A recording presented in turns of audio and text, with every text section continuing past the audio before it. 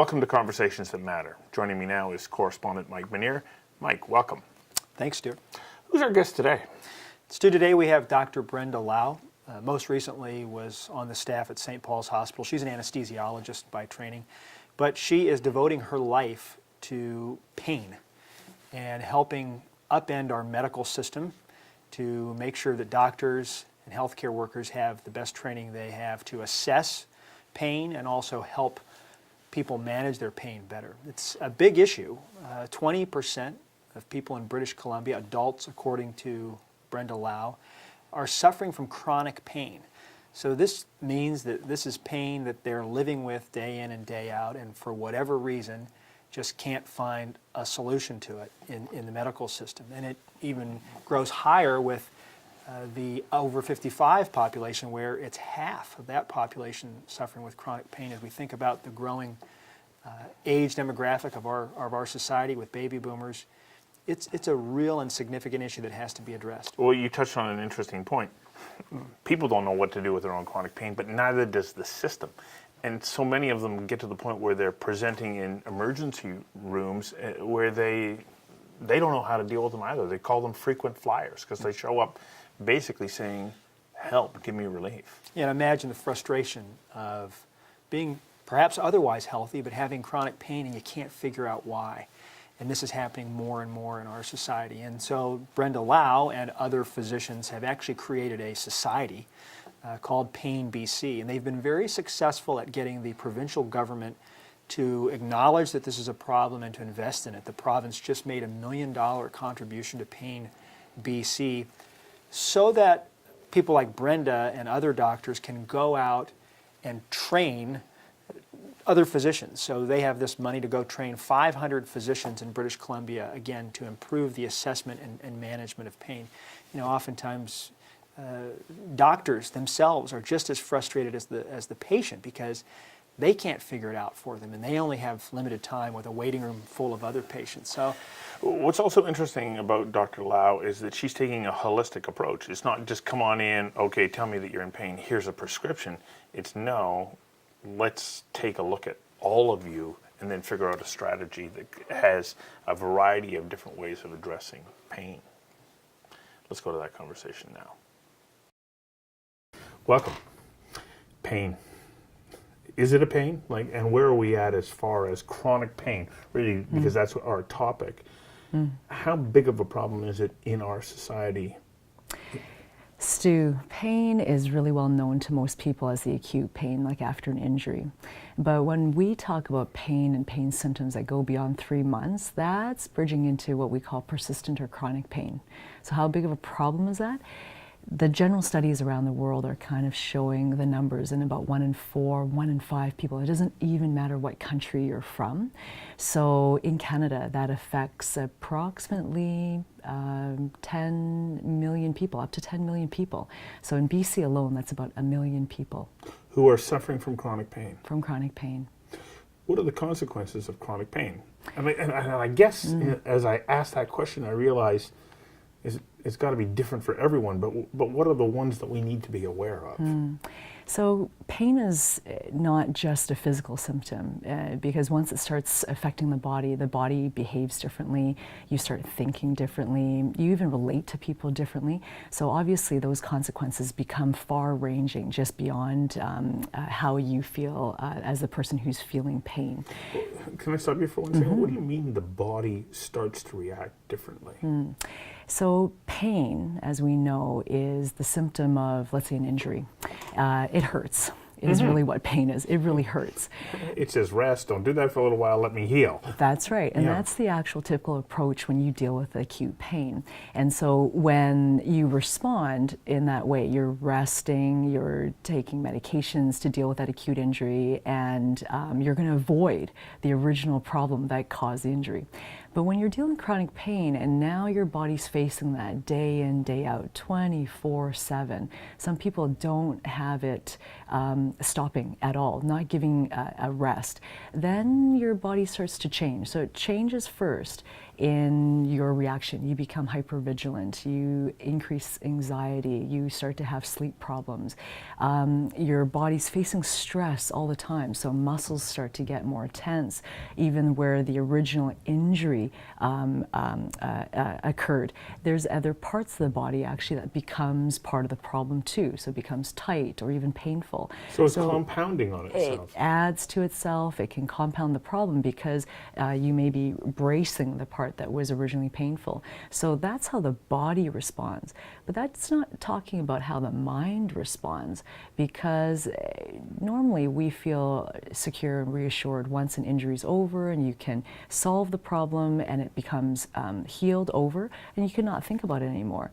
But if the pain continues, it's not just a warning system that something's wrong. It is now everything, like it takes over everything. It takes over your mind, it takes over how you think about everyday life, what you do in relation with people. And it becomes sometimes so consuming that you stop work, you stop school, you can't concentrate, and in fact you can't enjoy life, just the everyday activities, work or leisure activities. How bad can it get? Well, I guess I know the answer. The answer is that it can be horrible. It can be life-changing, not just from the original injury, but just suffering the unknown of what to do with that constant pain that's barraging your thoughts and your body every day, that you can't move and you can't do your everyday work. So it can be really bad, because once you start losing what you think is your normal life, whether that's going to school or going to work, relating to your family, picking up your child, once you start not being able to do those parts, you actually start losing self-identity. You start losing self-meaning, even Self-identity. Self-value, self-identity, yes. Because we identify ourselves through many things that we do often. It gives us life meaning. It gives us purpose and who we are. Well, I was reading about trigeminal neuralgia, and one of the things that shocked me about it was it said it's like it's been known to induce like high rates of suicide. So trigeminal neuralgia is a syndrome where nerves of the face affecting one or two areas of the face become a problem. It's so sharp, it feels like you're getting knives cutting into you all the time. And most people can deal with a certain amount of pain, and they could deal with it even more if you can predict it, that you can kind of contain it. But trigeminal neuralgia is a good example of neuropathic pain where it's not contained, it's spontaneous, it can hit you anytime. You can't even try to prevent it at times. Sometimes cold weather, moving your jaw, some small things that are just normal human behaviors, it can really aggravate the pain. So when it keeps barraging you, it keeps really coming at you all the time, and you can't stop it, it starts to kick up your system, your stress system. And there comes a point when everyone's coping gets maxed out. And you can try a lot of different things. You can try meditation, medications, shifting the way you do things in a normal day. And again, like I said, everyone has their max threshold. And if that pain doesn't get under control, sometimes some people think the only way out is to go into either a deep coma or not live at all. And that's how bad it can get. So how do we deal with that? Like, how does this, I have to ask this the question as the system, how do we deal with that? Because my sense is you start to present with chronic pain, it's like, okay, the system can't really quantify it. Are you just here for drugs? That question has a lot of different parts to that. So if I can address, first of all, how is the healthcare system set up? It's set up really well for acute pain. So if you've got an injury, you've burned your hand on the stove, you've sprained your ankle, a system's set up really well to help you deal with that acute injury. What it's not set up well for is when the pain goes on and on, because the conservative methods of resting it, taking anti-inflammatories, Tylenol, a few basic pain medications, even stronger stuff like opioids and morphine. When it's an acute injury, it really helps, and you heal up in 3 months, and you don't have to do anything more to it. The problem is when it's acute pain. So the question then is, what's causing the pain to keep going? Is it changes in the nerve system? Is it that we haven't addressed the original injury at all? Is it that psychologically now we're pulling in a lot of other factors that's causing us to change the way we move and behave? And so that's part of the... And potentially experience pain that may or may not be as intense as would have been otherwise. It could be, but it doesn't mean that it's causing the pain. But it can cause us to behave a certain way that now is not as helpful. So for example, some people, let's say they have low back pain, but now they rest for 8 hours. And that potentially can make more problems, more pain, more deconditioning of the other muscles. So what is difficult right now is that the system doesn't have an easy way to help tease out what those factors are. So that's one problem. But then let's say your family doctor or a pain specialist or your rehabilitation specialist, neurologist, they do help you tease out what may be causing this pain to keep going. Then the question is access to treatments. So there are many, many treatments, of course. There are physical-based therapies, like moving the joints, physiotherapy, massage. There are chemical therapies, so there's your oral medications, patch therapies, there's infusion therapies.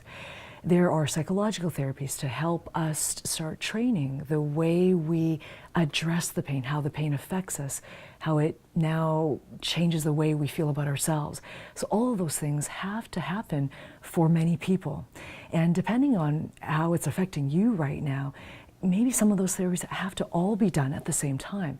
But maybe some of us have a little bit more support systems or better access to a pain specialist. And so some of those therapies just can be layered on. So right now, the system just doesn't have an easy way to coordinate that care or to recognize when you need help earlier in all of those various areas. Really, the ideal way is that we have a coordinated system that within, let's say, 2 or 3 months, when one type of therapy that we initially recommend isn't working the way it should be, you should be advanced to the next layer of care. Instead of where it's now kind of like a ping pong effect. We might get into a different therapy because someone knows something, but we're not sure that that's really going to make the best effect for us. And that's what's happening right now, and that's why it could get dragged out over years. And I guess, well, I know that for some patients, the pain doesn't go away. They want relief through some kind of an opioid. And then their physician starts to become suspicious. Where does that leave them? And where does it leave the physician?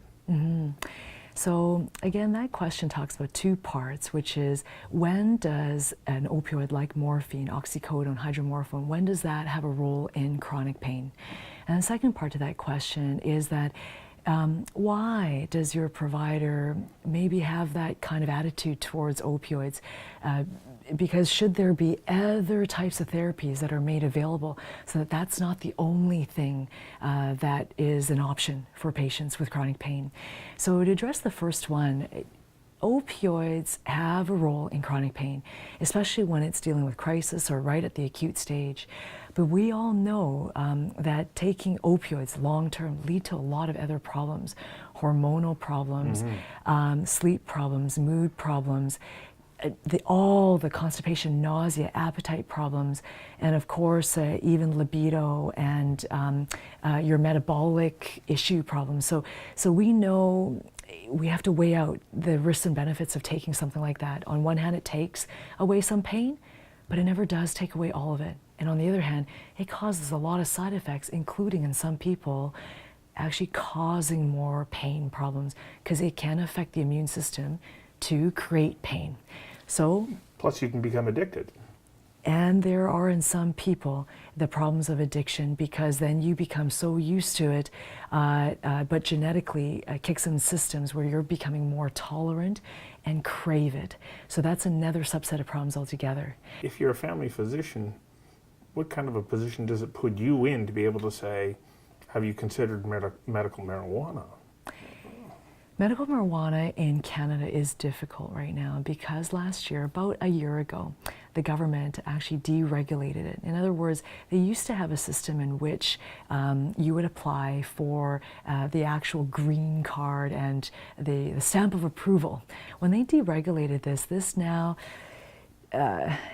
put it into the hands of every doctor to have these discussions with their patients.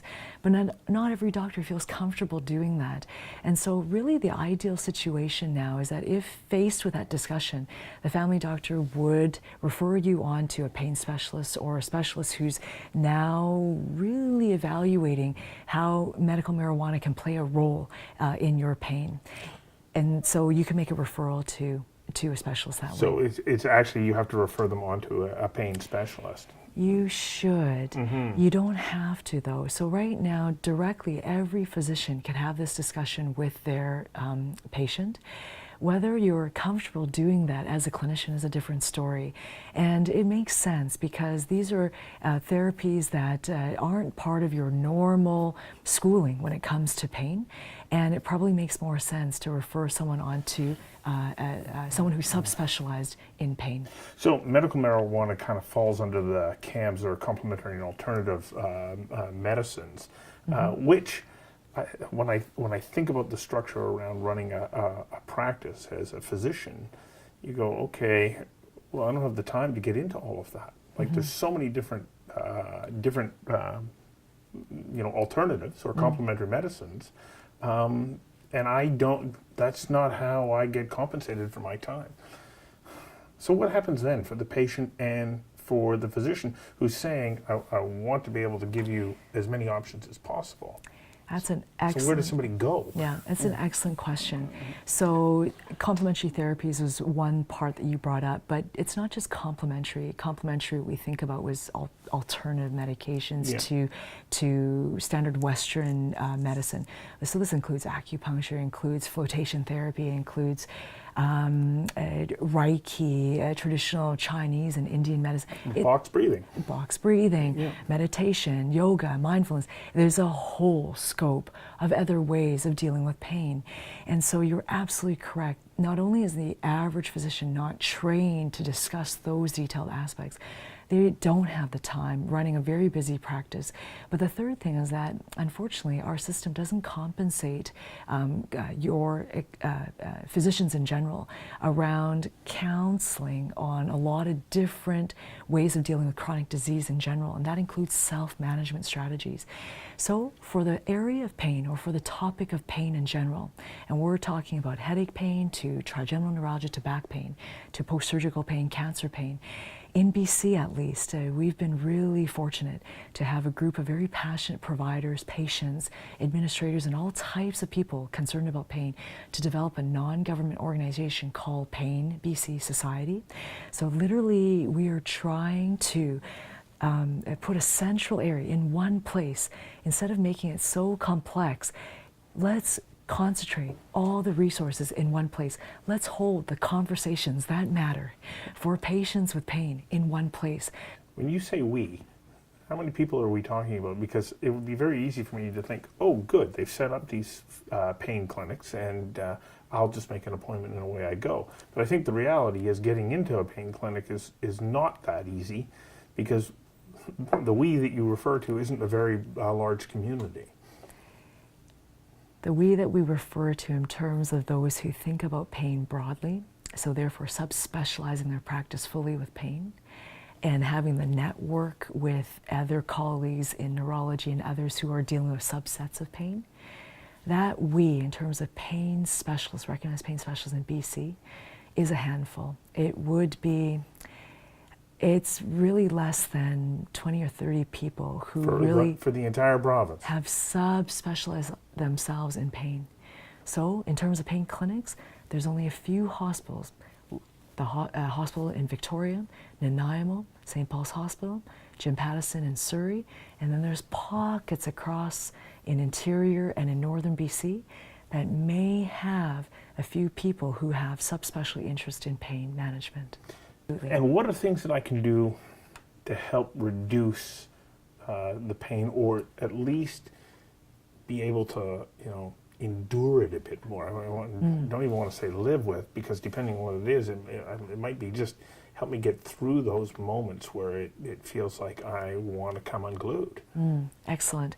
So it's such a good question, because while you're waiting for the system to respond to you, because sometimes there are quite the wait lists, especially at hospital-based services, which can be 1 year or more, is we can start looking at how pain affects us already, how we move and sleep. Those are immediate things that pain affects. So if the sleep is getting disturbed because of how your body feels, there are some really conservative ways that you can change up sleep supports. And again, as I'd mentioned, at Pain BC, there's literally a drop-down a tab where there's a number of techniques for pain patients and families with people with pain. They can already start to help themselves. So one are the conservative therapies to help things like sleep and even what you can do physically, because sometimes even basic things like magnesium will make a difference for your pain. Changes the way your muscles relax or not relax. Those are very, very basic things, again, are listed at the Pain BC Society website. There are... So it's a great resource. Yes, it is. Yep. There are psychological things that you can help yourself as well. You know pain causes anxiety. You know it actually adds to your sleep disturbance. So basic ways to know that if you can reassure yourself that it isn't necessarily a sign of cancer, if you've gotten down the line of diagnostics with your family physician or your specialist, that you know the sinister causes such as a fracture, an infection, a cancer doesn't exist, then you need to play a very strong role in working also with your family and working also with your supports, that you can calm down your own system. And again, this is where some people use yoga, some people use meditative practices, some people use the online resources, and again, a very detailed list of that is through Pain BC Society, because everyone responds differently. Everyone thinks and their perceptions are different. So you need to just be informed. I take your words, be informed of all the different resources available and just try and just start. Do not wait for your provider to write the script for you.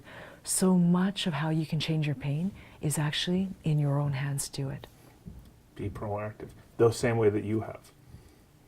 Thank you very much. Appreciate you sharing all of this with us. You're welcome. And I hope through your efforts that you're going to be able to provide relief for so many people who struggle with chronic pain.